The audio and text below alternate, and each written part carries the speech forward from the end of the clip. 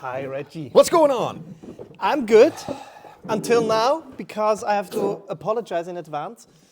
This is Reggie's idea, and so if it's fucked up, it's totally Reggie's fault. This is a Favo moment. I overslept this morning, so I'm very sorry again, Reggie. No, I did not oversleep. I let him sleep. That's something different. Because I could have done what I did in the military, cold water, and then hitting something with a pan. That would have definitely worked.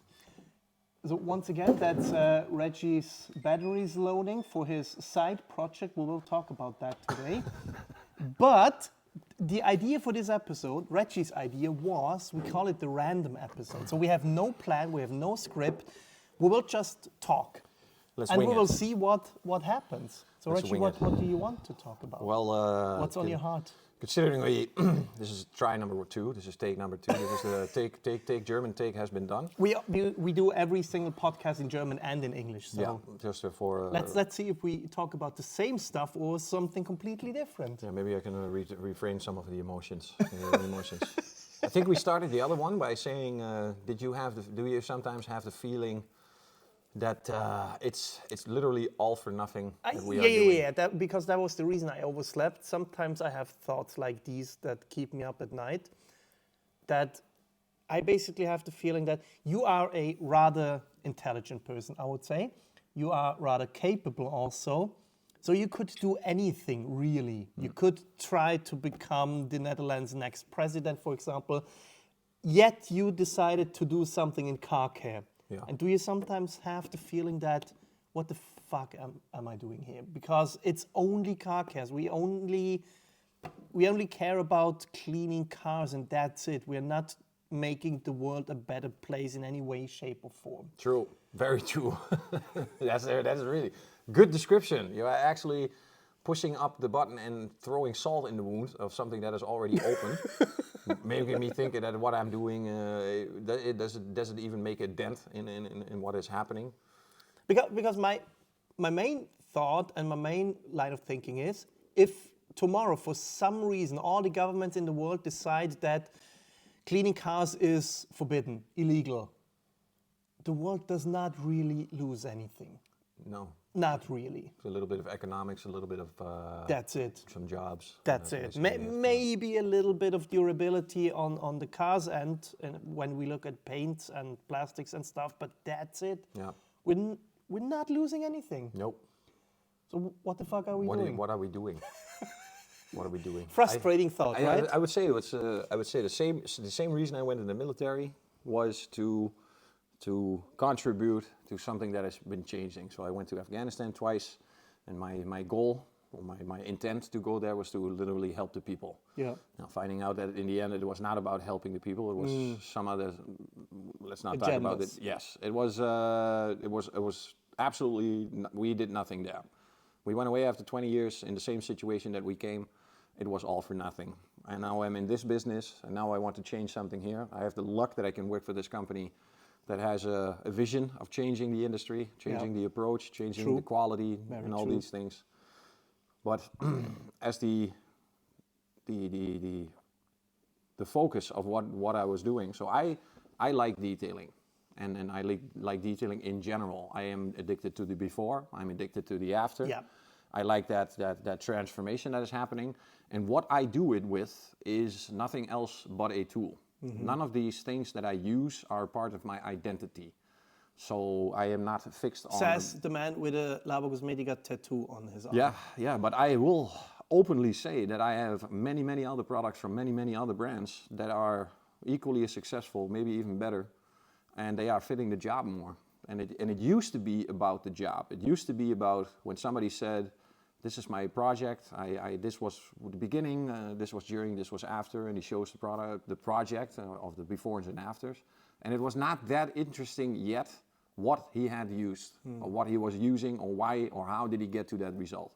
What I see nowadays is it's only about the tool that is doing it. Got it.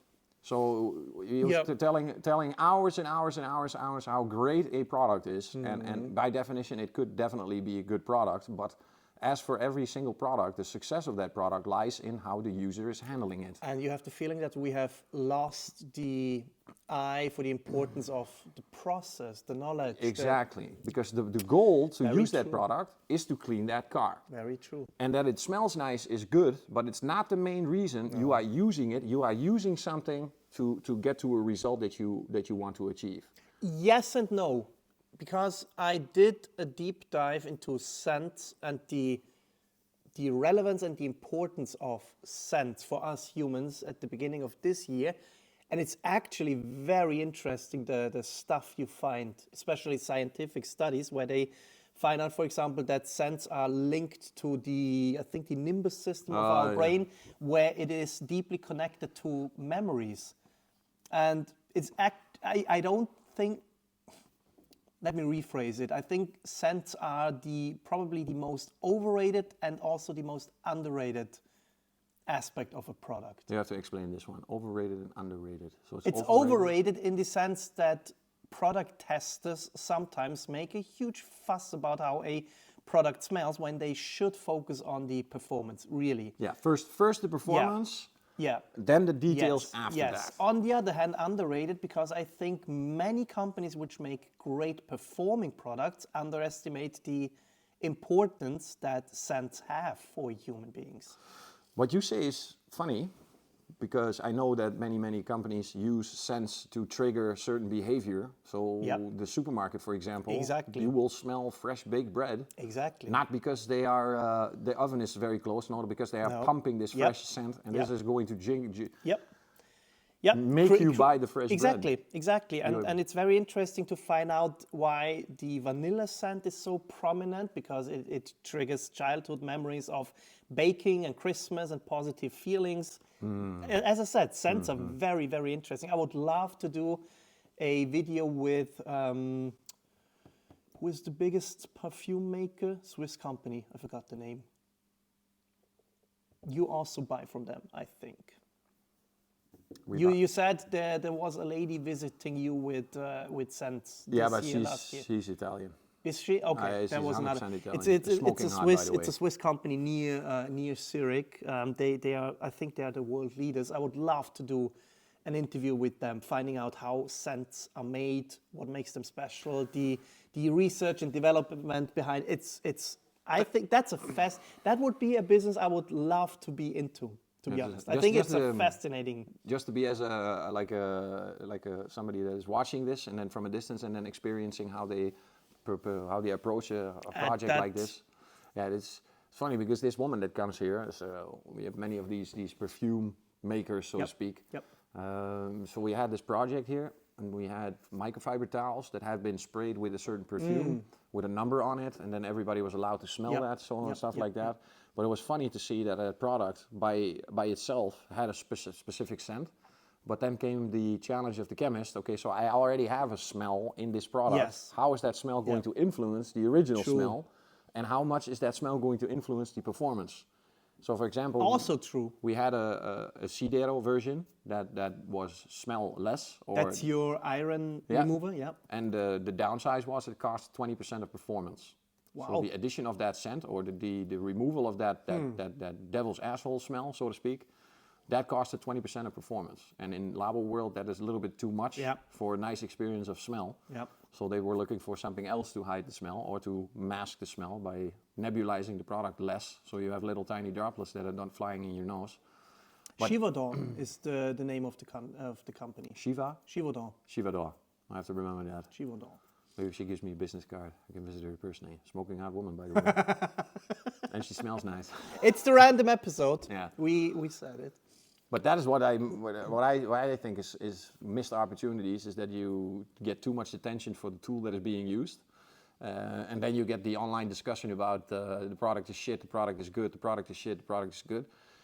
Your personal opinion simply does not matter in this case, because you used it for the result. Did you get that result? And if the result was not there, that was promised on the bottle, then you have something to nag about. But if a product is really, really good and does everything it needs to do, but it's just not in your flavor of that smell, you're not the flavor of that smell, that should not be a main reason to drop a product. No, but if there are 10 other products that create the same result and they smell Yes. nice, then it's Good. okay to Let nag me about it. rephrase that. So you have two different products, their performance is the same, then you have the opportunity to nag about Yes. the details behind that. Yes, yes. But to choose an iron remover that is less performing No, because no, it no, smells no, better than another one, I mean, I have had the original substance. So in the era of Iron X, so in the era of Iron X, when Iron X was being launched, that's a By while Carpro, ago, yep. we had the opportunity to try the pure substance. What is the active ingredient inside? And when you've smelled the pure, no other iron remover smells anymore. I think probably, the yeah. environmental nightmare we created, I don't know, we were in the outside of the living area, so to speak, but that area that had been touched by that product, so you had 4 wheels and then you had a stream going to the well, Yeah. or to the drain.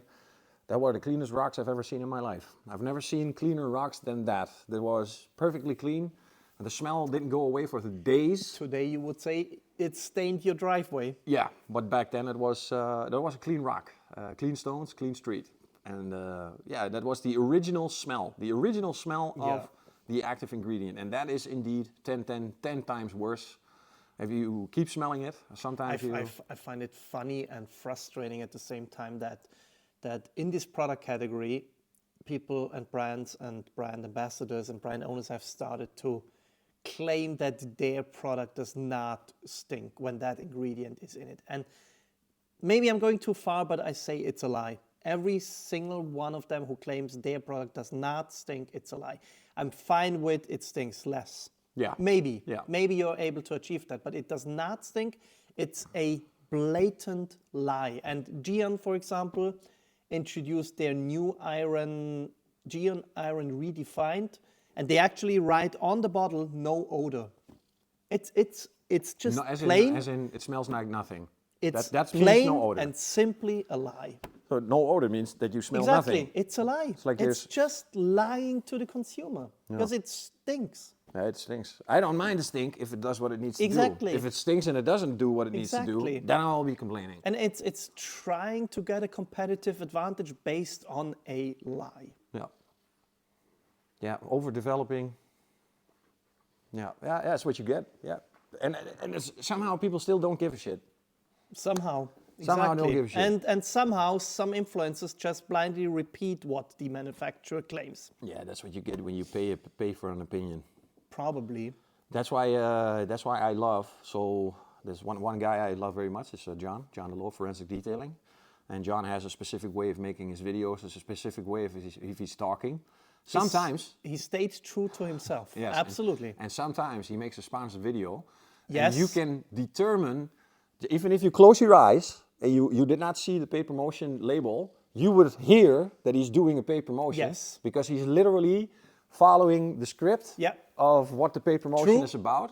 There True. is no doubt that you are going to say that there is his personal opinion in there. Probably there's, but there's no doubt that this video is singular, Yeah. compared to his other videos where he's speaking from himself.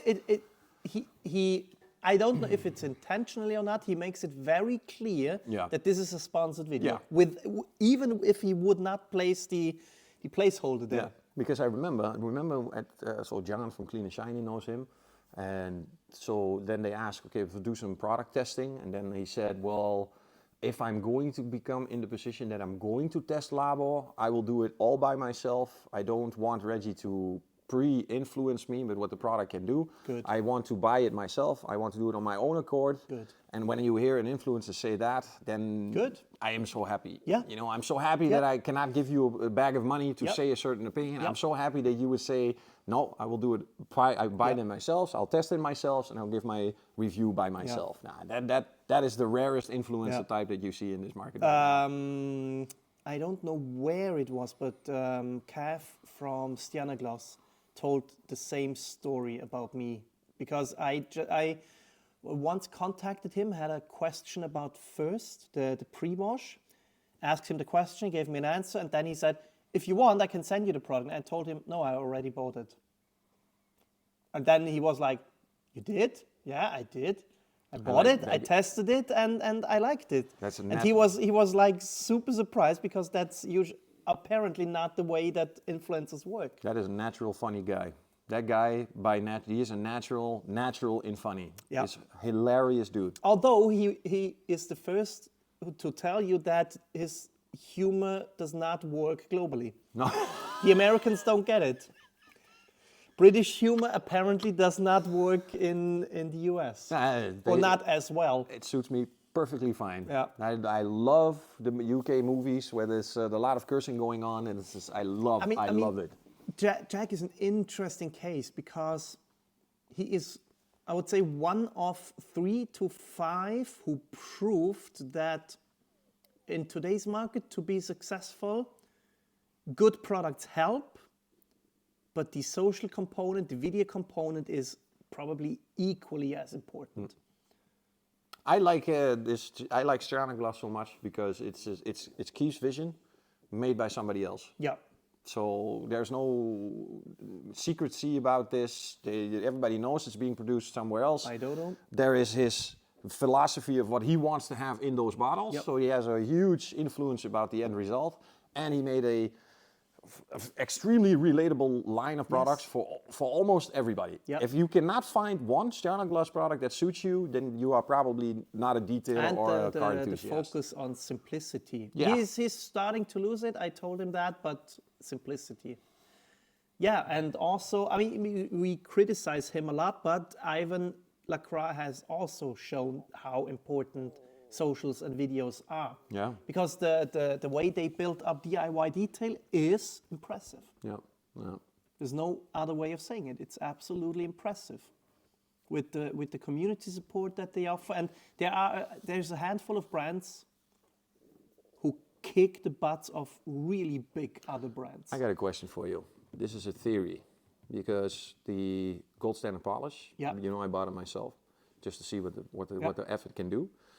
I know the claims back then that polish was able to do 800 grit sanding to perfect. That was claims. Yeah. So the question was, do you need a compound? You know, you don't need a compound in these days and age because you already have the gold standard polish. Yeah. So why did they launch a compound if they always have said that you don't need a compound, because this one does it from 800 to perfect? No, because Ivan in a recent SEMA video, I don't know where it was, said that he was able to remove 400 grit with that compound. Which once again is something I think Ivan just puts out. I still to this day think that Ivan is very intelligent and does everything he does marketing-wise intentionally. Because by saying something like that, the viewers see it, what Reggie is doing, the listeners don't see it. He has put the gladiator helmet on now. It is. Ivan is putting out wild stuff because he knows that people like us will talk about it, and it's free marketing for him. One more 400 grit is, I think it's impossible. You cannot think be it's serious. 400. 400 or 600, it was a crazy number. So 500 is what I use to even out the filler. So if you do the filler around, Yeah. there's 500. I use 500 to even out the filler. Yeah. There is no way in hell any compound in the world ever is going to even out 500. It's like Grand Canyons. Yeah. It's never going to happen. I mean, I want proof. Yeah. I've seen 800, but it had more to do with the paint. Yeah, but that's Ivan's thing. He puts out those claims and never really shows proof. 400 grit. That's his thing. You are making a very important point with those grit claims. It with sanding stuff, it is a huge factor how you sand.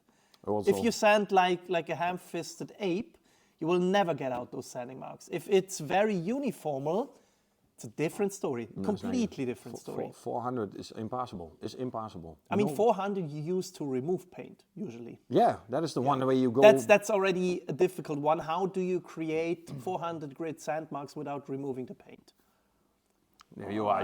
Tough. It's one pass with 500 like this is 6-7 microns. Exactly. So that's already. So you would need to have a specially treated and painted surface to do that. And then the refinishing would be like shit because But to go back to your question, what do I think about that claim, or why was it introduced? Yeah. Because the gold standard polish is and has been from the beginning a one-step polish. That's what I always thought it is, a sprayable one-step polish. It's not even the first sprayable polish, because I think Optimum were the first ones. Sonex, funnily enough, what is it called again? Hyper Polish, something like that. But Optimum, I think, were the first to market. Funnily enough, I talked about with one of the Sonex product developers about that. They also had a sprayable polish formula years ago, but they said they were too early in the market. No one wanted it. So he was not the first with a sprayable polish, and there are stories in regards to Ivan and Optimum, which we're not going into. I think it's an ongoing legal battle. But it was a one-step polish. That's what it always was. Is it a good one? I'm not sure. I have not compared it to enough other one-step polishes. It's a one-step polish. Yeah, but and a one-step polish will never be a very good compound. Then if you do tests like this, then you have to test something from the same category, and I simply cannot find anything in the category of the GSP Gold Standard polish. I cannot find a polish that has that amount of oil inside versus anyone else. I've never seen a polish with that much oil, or mineral oil, or whatever. But that amount 3D1 is a lot, but it's not that much. It's not that much. Okay. That is actually, and so if you compare something, but this is oil-based, because the majority inside is oil, versus a water-based compound. Yeah.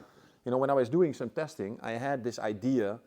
Of course, I have a close relationship with some guys at Rupus, and we exchange what things going on and stuff like that. I, of course, test any pad that they give me with the combination of our compounds versus the other way around. So I was thinking, maybe these water-based ones, oil-based ones, let's see what's inside them. So I take a little piece of a hood, like a little hood, and I simply just put a droplet of all of them down and just let them to dry to see what's left over. Now I put our all-in-one from Mafra I put there, and I put the gold standard polish on there, and some other ones.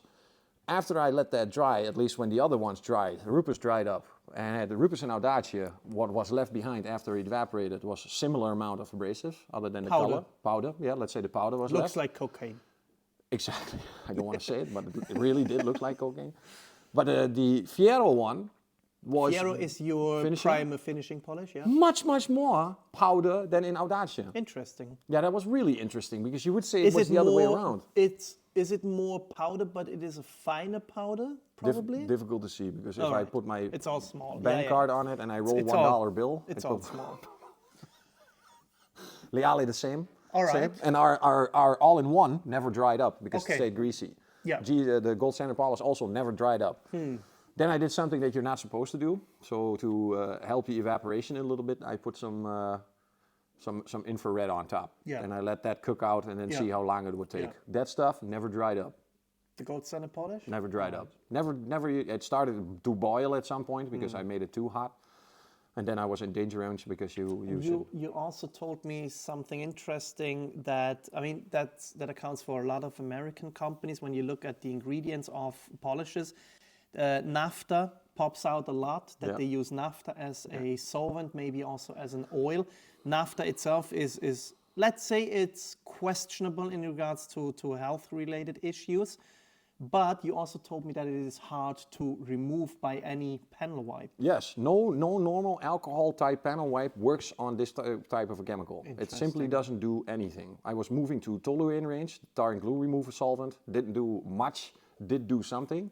And then I was moving to the limoneum range, then you're really going into a potent solvent, and that was able to remove everything. Interesting. And the only reason I would say that the result, what is left behind, I always thought it was questionable that you were able to finish a polishing round with rotary with one hand. And there are probably people in the world that can do it, but with the shapes and angles of cars these days, it's more and more difficult to finish with a rotary, at least a real finish. Yeah. And what I saw was that with little effort, I can generate gigantical results. But I know from experience that this is not a real situation, that this cannot be real. So I knew there was some concealing going on, and that is not a problem, because the goal of this product is to give an amazing result with a little amount of time. In one step? Yeah, in that retrospect is absolutely fantastic. But then if I wanted to use it as a base for a ceramic coating, and I'm not able to remove that what is left behind, and I cannot put or make sure that the bonding is really complete. What will happen then in a couple of weeks when the coating dies, I'm going to blame the coating, not knowing that my preparation was not complete, and I put something on something, I put a coating on something that was still swimming, so to speak, or floating. Yeah. And then when we have been now, so you more than me, but I've been on the background trying to figure out who's using this stuff more. So, and I started to find even in Europe, there are a couple of companies that are also using this stuff. Yeah. So I'm thinking that for years, we went from sort of petroleum-based polishes. We were in the old 3M and the old Cartex. We are really old, 16, 17 years ago. We were still in the greasy petroleum type. Then we moved to water-based because the petroleum type was too dangerous. While in fact the water-based are even more dangerous because the powder that we breathe in, it's for us even worse. The solvent-based are worse for us to breathe in than the water-based. The water-based because we are also water-based. And now we have a return of these lubricants, solvents, alkalis, I don't know what the fuck they are, but as far as I found out is they use it because it's cheap and it has favorable characteristics. Yeah, it creates long working cycles. Definitely. It helps with dusting, so that's why they use it. But you can replace it. Yeah, there are alternatives. It's the same. I will say it cost more. We have there's extremely potent acid inside of Energo, if it's sulfuric acid or one of those, but it's in there. If we could change the sulfuric acid because it's cheaper to a very, very highly concentrated form of lactic acid to achieve the same result. The only problem is the price of the product goes up so high that you bump into a psychological barrier that you're simply not able psychologically to pay that much amount in a market that is saturated with water spot removers that cost almost nothing. Interesting transition, because you asked me about the gold standard polish. Now I'm asking you, what's your take on the DIY water spot remover controversy that was going on this year? Yeah, so the whole water spot thing, if it's a water spot remover, there should not be a problem to show me a video where it's actually removing water spots. That is the main goal. If you show a video where you see actual water spots being removed, then there is more likeliness for me to buy that product because I see water spots removed. Now, when I go back, and I will skip the water spot remover DIY, but when I go way back, and I'm thinking about the extreme water spot remover from Chemical Guys, was one of my first disappointments. Is this that gel thing? Yeah, the hardcore, something like this, but it did do fuck all. It didn't do anything. Which, just as a lesson for the viewers and listeners, safety data sheets are, for the most brands, readily available to download. If you have a water spot remover, your first task should be go to the SDS sheet, see what the pH value is. If it's a 6 or 5, which I think the Chemical Guys is, you know from the get-go that this will not be able to remove water spots. No, not chemically. Probably then in combination with something extremely abrasive, like a scrub pad or something, but then it's not the chemical it's doing, it's you scrubbing the surface. No, and all the videos that are out there from Chemical Guys themselves and all the positive reviews and experiences that are out there from people, those water spots that product removes would probably also be able to remove with a simple glass cleaner. Probably, yes. Yeah. And that is the whole freaking issue that I have. Now, immediately thinking about a video I saw not very long ago from Hold My Beer Detailing, comparison video for water spots. He takes a... True, I saw that one. He takes I was almost about to write him, but because I don't know who he is, it's difficult for me to speak to somebody I don't know. If I write you, I know who I'm writing to. I know you, so I can write you something. This was, for me, one of the best water spot remover videos. The only thing necessary here was the evolution of when does water spot end and when does etching start. True. Because every single one of the videos of this demonstration showed that it had certain capabilities of removing the water spot, but it's always, when it's a circle, it's always the center and never the edge. Yes. And that edge has been etched into the clear coat. And that was also one of the reasons why you can use a microscope, like Bluetooth, where you can actually see that it went into the paint. Now, this I learned the hard way, that also Energo had limitations, where I just was still trying to find the reason why this was stuck in. But that was the evolution I had to go through to understand, okay, it's no longer a water spot, it is now a mark in the paint. Now, judging all the water spot removers I have been using over the years, then you come to the extreme, because then you start using something like Energo. Yeah. And then you go about 1,000 times stronger than anything you've ever used before. And for me, Energo is not a consumer-friendly product. It is a product, it's like an antibiotic for Lyme scale. Yeah. Purifica is like an aspirin. Yeah. If you have an aspirin, you can get an aspirin at the pharmacy and at the fucking grocery store, but you cannot get antibiotics at the grocery store. Yeah. You have to go to a doctor. So I'd rather see the product like that as in the hands of a professional, because if you read it well, you will find out that most of the problems you can fix with 1 to 5 or 1 to 10. Yeah. So Pure, in very rare cases, is being used. I'm talking about etching of about 25 years. I have one video where I do the edge of the window that has been closed with the rubber. That is 25-year-old etching what's going on. Yeah. That is a moment where I use it Pure with the full responsibility of that not leaking the chemical anywhere else. Yeah. Versus then the water spot removers that do absolutely nothing. Now, and then you get the defending of the water spot remover. So I have not seen any video of this product removing water spots that I count as water spots. I'm not talking about a little bit of haze that just after the wash. That doesn't count. Yeah.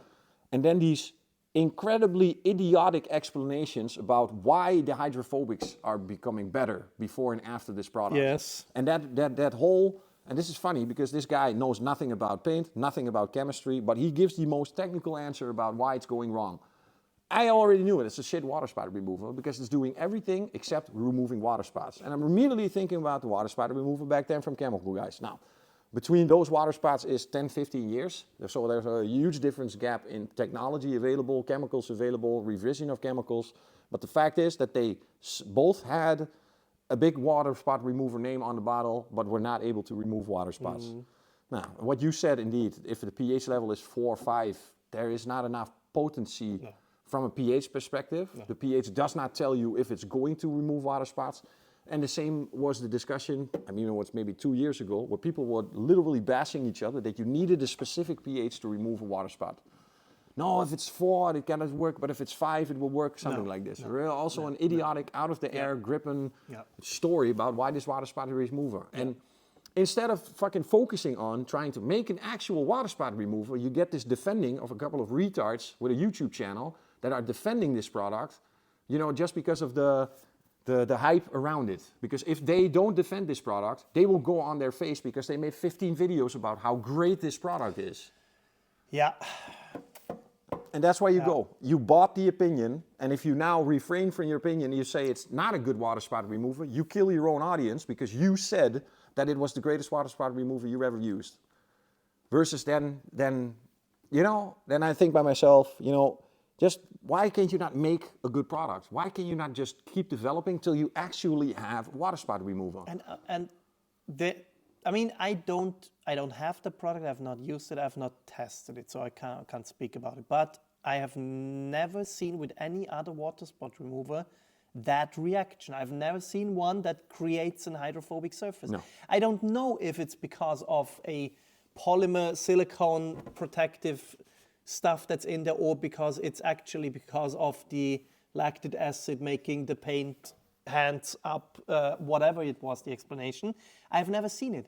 I have done a video of a couple of days ago where I had a long-term comparison test of different products, so different protective product categories with one ceramic coating, and I used Purifica to see if it's any mineral deposits left. And the whole surface was flat except for the ceramic coating. So I know for a fact that Purifica does not do that.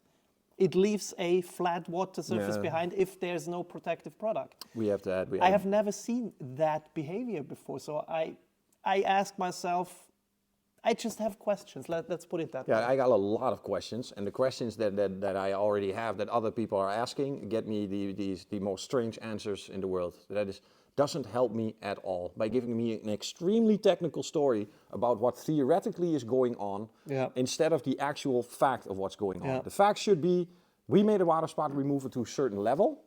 So you, right after washing, you have about 1 hour. After 1 hour, you are too hard. Or if you have reached a certain ppm level of TDS in your water, then it's that. So you can call it the first aid. But then don't go say that this is a water spot remover, because I have to tell people, have to tell me that it's removing water spots. I cannot get a visual of the actual removing of the water spots. And those, it's a good thing, because I thank them for that, making those shitty videos with no examples in it. That drives me to make videos where it's actually happening. Where if we, so we know for sure that our ceramic coatings can take Energo from pure to 1 to 5 to 1 to 10. Yeah. And I use it sometimes because sometimes you reach the limit of Purifica and there's not enough potency to remove the water spot. Yep. So that's when you switch to Energo. Yep. Now I also know that there are ceramic coatings that don't like Energo very much. In fact, they freaking remove the ceramic coating. Then making me think, is this then really a ceramic coating if it's not able to take a chemical like this? I was always... There's not much stuff that you say that I'm critical about, but you saying that Energo is safe for ceramic coatings was always one where I said, I would not... I have to refrain and say that for Labo ceramics, you don't have to worry. That's a more realistic statement, because, yes. Because I cannot vouch for all. So, I mean, when did this whole water spot remover thing start? And there are I think there are two separate lines we have to look at. I think it started with Koch Chemie FSE. So, that's the quick detailer type of... exactly. It is a quick detailer on the rather acidic side, which is made for dealerships. So they have 100 cars standing outside getting water spots. So they need something that the apprentice can use to just quickly wipe over and remove the water spots. That's what FSE is. Yeah, but that works. FSE works and has a protective ingredient inside. Sonex, when they released their Profi line water spot remover, they were very honest. They also have a protective ingredient inside because they based it on, or they tried to reproduce what FSE is doing. That's the one side. And then the other side was, I think Gion or Car Pro were the first ones to introduce a water spot remover that is for ceramic coated cars. Spotless. To tackle, spotless, exactly, to tackle water spots on a ceramic coating without removing the ceramic coating. And they were not as potent. I think what happened is, that's an assumption, I say it as it is, it's an assumption that DIY tried to re-engineer FSE. So it goes into the same range of FSE. Yes, so that's light what removal. I think. Light removal with an included protect, which is fine if you're open about it. Yeah. Yeah, I would say, same. And therefore, a water spot remover that is safe for ceramic coatings, by definition, cannot be as potent as something like Energo. Yeah, because that indeed costed me some rephrasing to say, okay, at least I can vouch for Labo coatings that they can take it in combination with the wash mitt, with some friction. We did the episode on ceramic coating revolution yesterday in English. And I think the chemical coatings probably are fine with it. Yeah. As long as you don't rub it in. Yeah, if you don't use too much friction. So a scrub pad is out, let's say that. A microfiber mitt, you still can, because that's light agitation in the form of friction. And it's not doing very much. Yeah. But, so I also know that you can use Energo to remove some of the high spots of a certain brand. That is from a very well-known guy that I know well that used Energo to remove the high spots of the top coat. Yeah, makes sense. And that was also a way to go. Good topic. You're doing great transitions today. The whole topic of high spot removal, and I'm not talking about repolishing and recoating, and I'm not talking about going over the coating with fresh coating once again, as long as it's not cured. I'm talking about the removal of high spots once the coating is cured. There's more and more tips out there. So again, I know we're bashing them now, but DIY, Ivan says you can use is it the gold standard polish or is it the APP that they have? One of the two you can use. It's a polish to just remove the high spot, but not remove the coating. That's the claim. Now, Adams came out with a video where they showed that you can use their glaze in the same way. I'm so critical about that one because as soon as it is a polish, or now that you're telling me Energo is used for that, I'm 100% sure, yes, the high spot is maybe gone, but if you would spray water on it, the hydrophobics would not be the same on that area. No. It has isn't. a negative influence about the performance. And again, if you just show in a video that the high spot is gone, you could say, yes, mission achieved, but why don't you show the hydrophobics on that? Yeah, I think that's I'm equally as important. pretty sure that the coating is at least attacked on that spot. So far I know, in the cases I know, so you have a high spot, it's definitely, it's not a shadow, it's not a streak, it is unwiped off coating. Yeah. So completely untouched, so not half, completely untouched. I know I can take a microfiber towel, I can do a little droplet of Fiero, I can. Yes. I can rub it, and I can rub it away without destroying the coating, because if I destroy the coating, I have a light spot. So Got it, because the darkening effect is gone. The only one that is not going to show it is Blindel, because Blindel will be clear. Yeah. But if you did STC and you have STC high spot and you remove the high spot, you will be able to see that the coating is still there, because if the coating is not there, it would be lighter than the other side. Got it. So you have a clear visual reference that the coating is there or not. Yeah. But the agitation, to control the agitation of the polish and your finger is extremely difficult. So it's very easy to remove everything, and then you get the problem, because then you cannot recoat. That little corner. You have to do the whole panel again. Exactly. Yeah. Or if you have the luck that you have these lanes in your hood, so my Audi has that little lane, you could say in three pieces, but in fact, you will have to recoat and remove everything. Yeah. So high spot removal, when the high spot only is gone, proving afterwards that the hydrophobic still is still intact, versus you remove the high spot completely and the coating is completely gone. And then a glaze that can do the same. That's why I need proof. I need proof. It's once again, this industry sometimes trying to create shortcuts without talking about the underlying issue. I want to see the A botched application is a botched application, and the ideal thing to do is to re-applicate it. Yeah, and a high polish spot it is off always and you. do it again. I have to say a high spot is always you. Yep. High spots do not magically appear when there's no coating. You put on the coating, you wipe off the coating, you don't wipe off all the coating, that is the high spot. And it's okay, because all of us have done it. Yes, some coatings make it easier than others, but it's you. Yeah.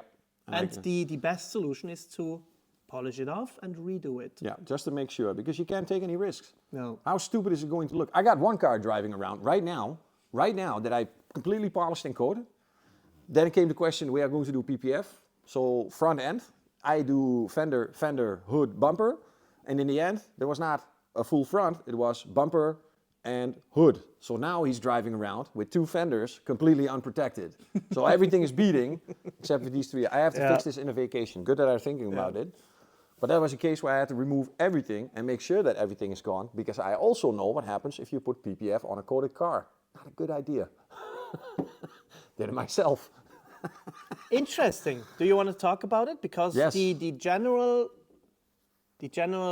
consensus is you cannot or you shouldn't protect the car with anything, ceramic coating, wax, whatever, and then put PPF on it, because it does not stick. I was never sure about that claim. No, I'm confirmed 100% for sure, and it probably has to do with which type of coating. But in this case, I can say that it is HPC Pro was on my car entirely, where I just washed it and cleaned it, and I put the PPF on. Now, the PPF had been there for 2 weeks. After 2 weeks, you could consider that there normally should have been a good linking of the adhesive. I pulled off one little corner, and I could just rip off half the hood, because it ruptured in the middle, but I could rip off one. Interesting. So the entire roof with one hit. I could do the same with the bumper, because I had to redo the bumper. What happens is there is no initial linking. So what I did is I took off the PPF and I immediately put it on the glass behind me to see what would happen. And if you have some linking and there's been some adhesive lost, that means that will not stick very nicely. It sticked like crazy. It was perfect. So there was absolutely no good connection. Now I've been talking with a couple of PPF guys, and some of them have this trick that when you are doing extremely large surfaces or big surfaces like roofs and hoods, that they would do something in the middle and then only make the edges completely grease-free and completely polished. Interesting. So let's say it like this. They can do this with quick detailers, sealants and everything. Say apply a quick detailer over the entire hood. They wipe it off, they clear it up, and then they polish only the edge. The benefit for them is that the time the PPF is going to rest, there is less chance, and the linking of the PPF or the bonding of the PPF in the middle is less important than on the edge. Okay, got it. that on the edge needs to close 100%. Yeah. Any air, whatever is going to is going to rip got it open. So they just polish the edge and degrease the edge, and then leave a little bit of the quick detailer in the middle, Interesting. just to keep the mobility of the PPF, to make it sure that it doesn't do any, because once it sticks, you get the little glue line. Yeah. So you have a little bit of adhesion, and then you have this, and you see that. It's a very nasty piece of unclarity, what you see in the PPF, and it's very difficult to fix, if at all you can fix it. Yeah. So there are tricks, and I know a couple of other guys that tried to do it, but if this was a customer, and it would have gone, say that my roof didn't close up very nicely, there was a little bit of air, that sooner or later, it would just and then 4 square meters of PPF would fly on the truck behind me, closing the window and everything. It will probably depend on the specific coating, because HPC Pro is a rather slick one, I would say. Any chemical top coat will not bond. All right. Maybe on a Blindo, maybe, but I can only say that theoretically because it feels so rough. So I guess it is the best way to apply a PPF or wrap to a naked surface. Yes. Yes. Okay. And I have to be honest, so I did it during here, it was 16 degrees. Everybody says you gotta get it around to 20 degrees Celsius. Try the PPF also, so when the guy came here to train, he said, can you please put the PPF in a chamber with room temperature? And I said, but you're coming in 2 days. I said, but I want the PPF to be at the same temperature, so it has the flexibility and the loosiness. Okay. So this guy had an interesting take on that, to how to prepare and how to do this. And then I trained myself to do it in the most difficult, retarded situations. A coated car, 16 degrees, cold water, PPF cold. And when you learn it in that difficult circumstance, 2 weeks later, I turned up the heat, I made everything nice, and I had my first perfect installation. Because I've been used to going into the difficult side to start to become comfortable in the difficult, in the uncomfortable, so that the easy or the normal conditions become super easy or very easy. We are getting the masters of transitions.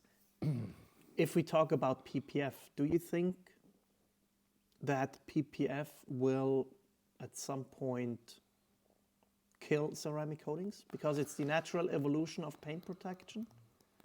So in a way, it's going to take a large piece of the pie. Yeah. It's going to take a really large piece of the pie, because there are places on the car where you cannot beat PPF.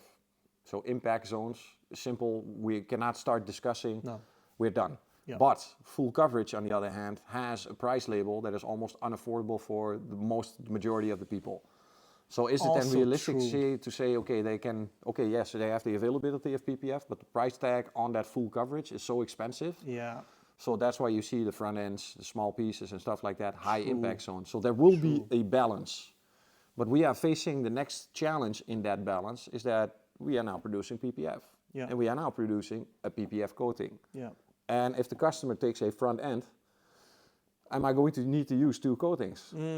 So because I know the PPF coatings are not suitable or not as suitable for the normal paint. So a detailer will then do a front end, then has to apply a specific coating. So we are making the Amortius also in tiny bottles.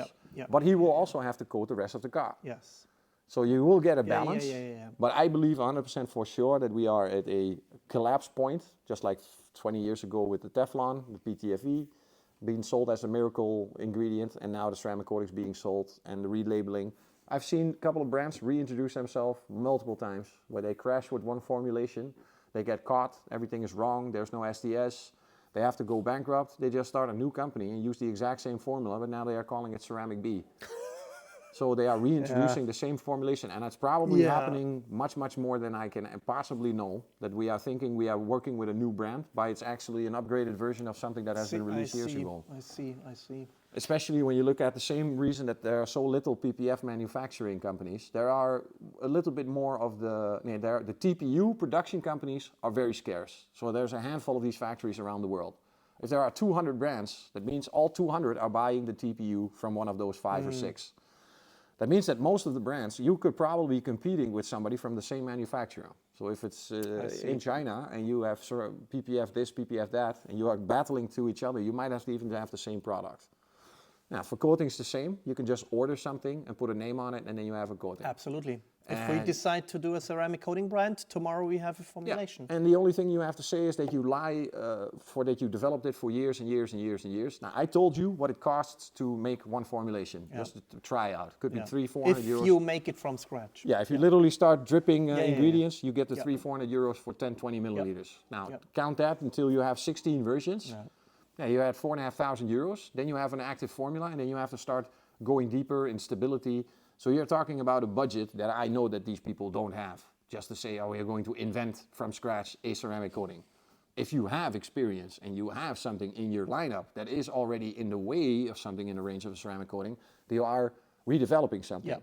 So you are going further from a base, but you're not starting from scratch. And if you take 7 years to start from scratch, that means in those 7 years, we had 3 switches going from a polymer to a polysiloxane, from silica to silica carbide. So just silica with a carbon atom attached to it, or, you know? Do you think that PPF is the ultimate form of paint protection, and it is the... Will we see something else? Because at SEMA this year, we already saw sprayable PPF. Yeah. But will there be something else? Is this the end? Or do we see, what makes me doubt that it is the end is that it is, if it would be the ultimate, then the car manufacturers and all of them would try to insource it and offer it as a standard option, which some brands do meanwhile. Porsche does it, Ferrari does it, Lamborghini does it, but I don't think for the full car, only for the front. And those are apparently, what I hear, rather bad. So they're not good PPF jobs. If the manufacturer of the car is smarter, they would invest in better paint instead of going for something beyond. I think that's what I was referring to. I think what will kill PPF and ceramic coatings and a lot of other stuff will be paint that is just more intelligent and better and repellent and... But according to environmental laws, we are moving to worse quality paints because we're simply not allowed to use acrylic paints are not allowed anymore, but they are much, much better than water-based paints, so they say. But wouldn't it be, maybe I'm asking the wrong person, but wouldn't it be possible for a car manufacturer that sprays the cars, so paints the cars, to do after the clear coat an additional layer of ceramic coating by just spraying it? Wouldn't that be possible? That would be definitely, they could definitely do that, but they are simply not going to. It's too expensive? Yeah, too because complicated? what they now do already with the flimsy paint, the quality is going...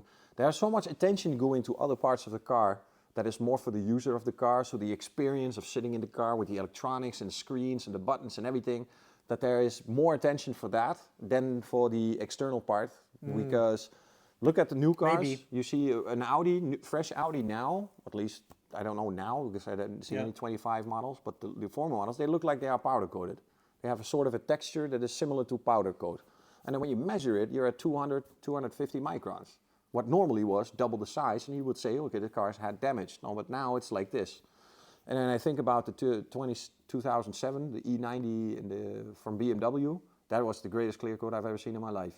And then you go 5 years further, you take a 2013, 14 BMW, and it's not the same paint. It doesn't correct the same way, it doesn't finish the same way. That was, so the manufacturer is already moving every single time. We will get probably a balance between the sprayable PPF. If they can make something that's not going to fly around and kill the environment, that would be something. But I remember Clarity Coat giving you the first peelable PPF, so to speak. Yeah, and then you're talking about a form of customization that nobody else can do. But the downside is everything needs to be masked and removed to get a uniform finish. So you need a paint booth. Yeah. You need the dust-free environment. Yeah. It's already complicated with PPF. With sprayable, it's probably even more so. Yeah, so maybe the application and that stuff like that, but the things that go around it, because I really wanted to have a tryout with the Clarity Coat, because you could do decals.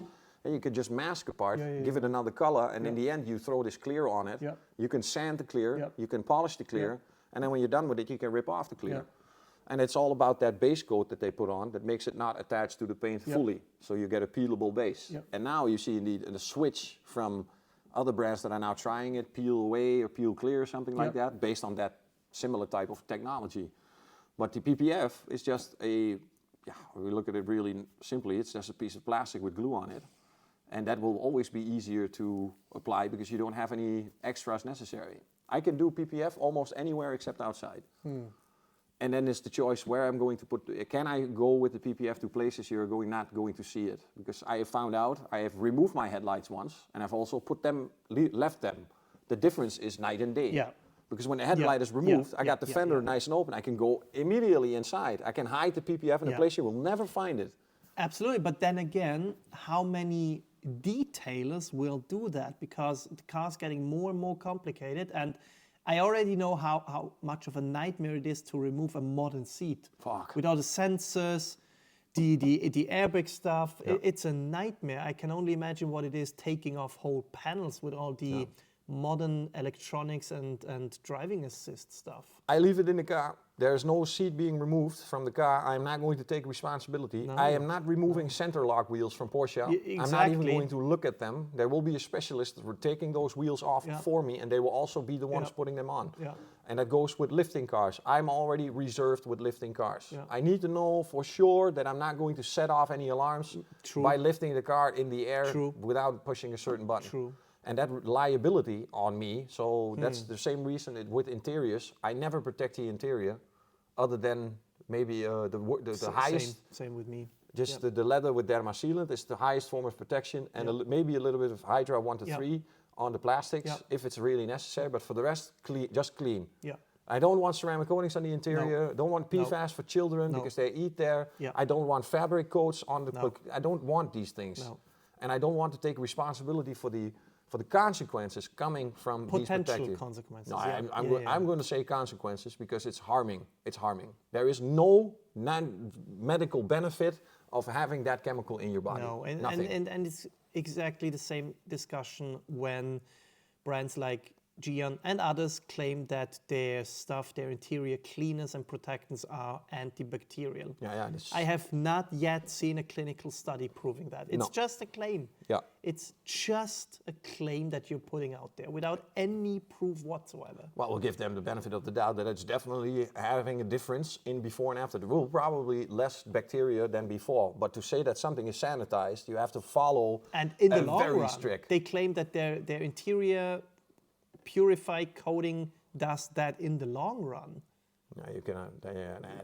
Without something to physically prove, to show this to me that you actually achieve this by certain testing, I'm not going to assume anything of that to be true. That's wild. I thought that the pump sanitizer in the era of a couple of years ago when there was such a thing, that was the most retarded thing I've ever saw. That somebody said 2 pumps of alcohol and now my hands are sanitized. And I said, so.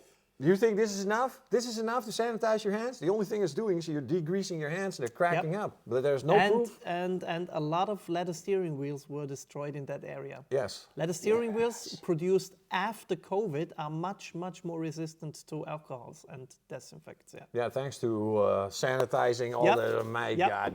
Yep. Doctor goes into an operating room, is washing his hands 15 minutes, stands like this, gets 2 hand gloves, not a set of hand gloves. Then he's going to operate. No, but the Dutch guy walking inside of the bar, so I am sanitized. Now I can start making dirty everything. Fuck off. Anything else you want to talk about? It's your episode. It's the random episode. Well, definitely. Maybe you give. We are working on some ideas about how to proceed in the second season. You know, of this podcast. Of this podcast. You know, maybe version 2.0, V2. Veritas V2. No, but to change some of the things. Type 2 apparently is better than V2. Yeah, it's actually Type 2.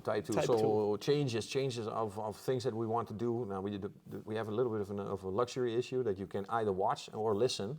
But if you only listen, that there is no reason for you to show you something if you cannot listen. So if you cannot watch. So somehow the learning value of listening to this podcast, that you actually learn or that you wake up from something, that you start realizing things. I'm not saying game changers, but if you don't agree, but you can still find 10% of something that you can use to improve your work without losing quality, so become more speed, more effective, less chemicals, something like this. Because I would love to share all my retarded stories of all the stupid things I did, But if I do the entire list, I might lose a little bit of credibility for this. Really, you did that, stupid? Yeah, because I was young once, I thought I was invincible once. Yeah. My alcohol drinking from the early days proved that I thought I was invincible. But I am not, and now I am becoming older. So now health issues and stuff like that become a little bit more present, because you sometimes wake up from a long day and you think, hey, this is not how I normally feel. Again, you did just a very good transition, and I think that's maybe a good point to start ending this podcast. When I joined you 2 days ago, I saw you were tinkering with radio-controlled boats, which I've never seen before. Do you want to tell people what that was all about? Okay, I will tell. I will not walk away at the podcast again. Because I think that's you were getting older. Maybe that has something to do with that. So I have a son, 7-year-old, beautiful, perfect child that is the boy of my dreams. He's almost like a copy of mine, and every 2 weeks you I have get created to the visit perfect mini-me. Yeah, from what you tell me. Yeah, the problem is that I cannot correct him for all the things that he's doing, because I did the same thing. So I need a different approach, and I have to refrain myself from laughing all the time, because he's literally just like me. I love it when he does that.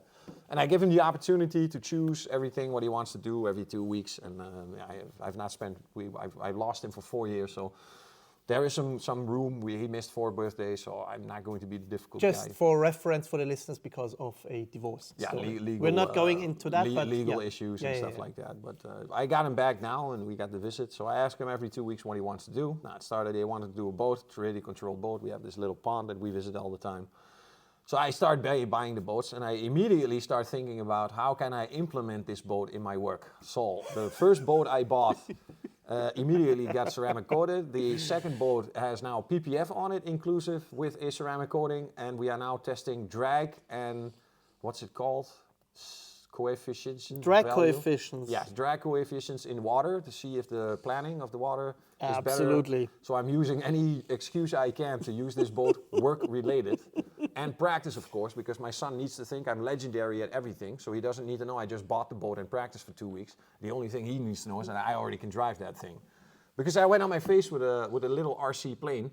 So he was throwing the RC plane, little foam thing that you see on Temu. And he said, okay, I think I figured out how this thing works. So you just stand there with that thing. I got the controller in my hand. He throws the plane. I give 1 punch of throttle. I remove the throttle. I turn to the right. The only thing the sound made was, and before I knew it, it was already out of sight. So Papa was going a little bit embarrassing. I know how to do it, and I lose the plane. Ended up on his school on the roof, and we never saw the plane again. You just made a very, very good point, and that will be the end of this episode. We as detailers, testers, brand representatives in your case, we have the perfect excuse for dirty cars. Because you usually think a detailer should have the most clean, most perfect car ever. No. We have the perfect excuse, because if someone sees it and mentions it, we can always say, it is dirty so that I can test new products. Yeah. It is dirty so that I can develop new processes. That's the perfect excuse for having a dirty car when you are a detailer. Yeah, just always say, use this always. Nice. Anything you see, your car is this, yes, but I'm testing. And then if somebody asks something, you say it's classified. So testing, classified. Nice. Something like this. That is a real world tip that anyone can benefit of listening to this podcast. And it works. Been using it successfully for years. That maybe is the most positive ending of an episode we ever had. How to lie and make it into a test. A good one. Nice one. That's a good one. I was a bit skeptical about this episode with no plan, but I think it turned out good. Yeah, if you got any subjects that are really pressing matters and you want to see something about this, and you can write either one of us about a subject, we will take this subject very seriously. We will go to work on that. We will do some research. And our next time we plan a podcast and the people have a subject, and we can go deep into that subject. Because if you ask us a question, I think with our capabilities in research that we have to give the most deep, confirmed, factual, not with AI, factual statements about what is going on. The only note I would give is be fair to us, because sometimes people contact us with agenda in the back of their head. So they want us to do a hit piece on someone else by asking a certain question. We will not do that. No. They have to be factual, scientific, intellectual questions. We're not how do you say? We're not assassins for hire. No. No, that we will not do. No, If it's a topic that's interesting for everyone, and a topic where someone is telling lies or bullshit or factually not quite correct stuff, yes, we can talk about it. But Yeah. we're not doing hit pieces. That's not our job. That's not our intention. Exactly. Never was. Never has been. All right. Reggie, thank you very much for having me. That's a good one. I think so. And once again, if you have watched this episode, thank you for watching. If you have listened, thank you for listening. And we hope to see and hear you in the next one. Bye. Ciao.